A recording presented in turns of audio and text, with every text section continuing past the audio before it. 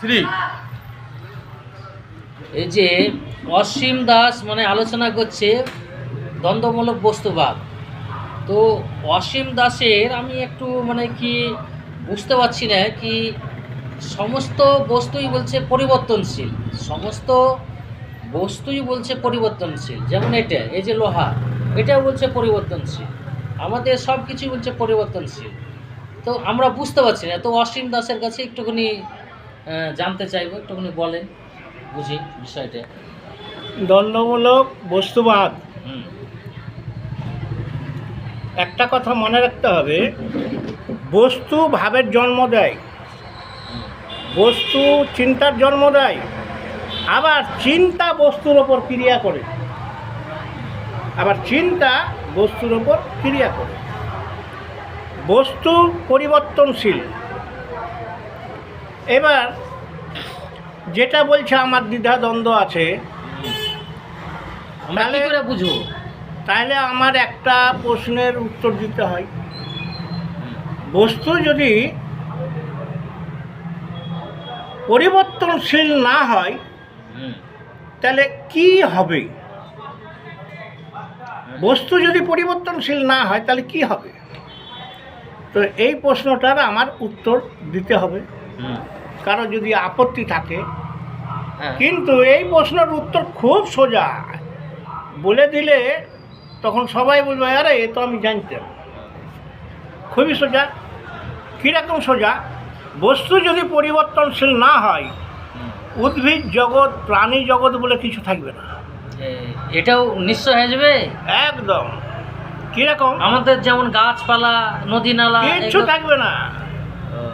যেমন জল, জল পরিবর্তনশীল নয়, ধরে নেন জল পরিবর্তনশীল নয়, ওকে কোনো মতেই পরিবর্তন করানো যাচ্ছে না। তাহলে কি হবে? জল যদি পরিবর্তনশীল না হয়, বৃষ্টি হবে না। বৃষ্টি যদি না হয় তাহলে প্রাণী জগৎ উদ্ভিদ জগৎ থাকবে?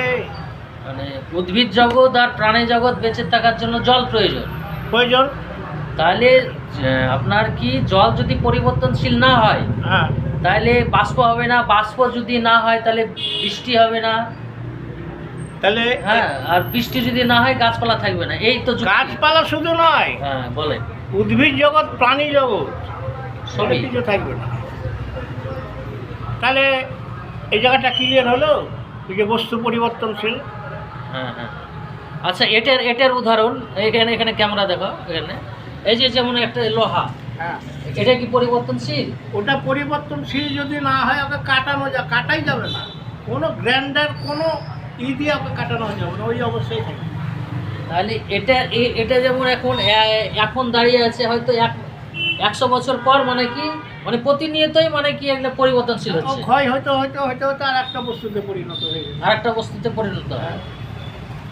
যেমন গ্রাইন্ডার মারলাম কি? গ্রাইন্ডার মারলাম মানে বস্তুটা সূক্ষ্ম সূক্ষ্ম কণা, হুম সূক্ষ্ম সূক্ষ্ম কণার জন্ম দিচ্ছে এবং বহু কণা ছুটে ছুটে পালাচ্ছে। তাহলে কি হলো? ছুটে পালাচ্ছে মানে কি? ও হাওয়া হয়ে যাচ্ছে। এইবার তাহলে এটা ক্লিয়ার হলো যে বস্তু পরিবর্তনশীল। পরিবর্তনশীল যদি না হয় তার পার্শ্ব প্রতিক্রিয়া কি হবে? হুম।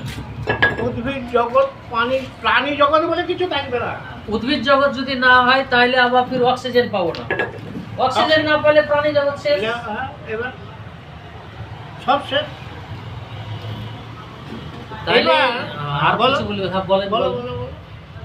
তাহলে বুঝতেই পারছেন অসীম দাস মানে কি দ্বন্দ্বমূলক আলোচনা হচ্ছে। এই দ্বন্দ্বমূলক আলোচনায় অনেক ফেসবুক বন্ধুরা মানে কি জানতে চেয়েছিল দ্বন্দ্বমূলক বস্তুবাদটা, বুঝতে পারছি না, সেজন্য আজকের আলোচনাটা সেই রকম ভিত্তিকই আলোচনা হচ্ছে কি দ্বন্দ্বমূলক বস্তুবাদ মানে বস্তু যদি পরিবর্তনশীল না হয় তাহলে উদ্ভিদ জগতই থাকবে না, মানে অস্তিত্ব সব হারিয়ে যাবে। কিচ্ছু নেই। আর আপনি কিছু বলবেন? আর বলছি, দ্বন্দ্বমূলক বস্তুবাদের নিরিখে অর্থনীতি বিচার, রাজনীতি বিচার, নেতা বিচার, কর্মী বিচার, জনগণ বিচার, দ্বন্দ্বমূলক বস্তুবাদী নিরিখে এগুলো পড়ছে এর মধ্যে। সব পড়ে, সব সব কিছু পড়ে।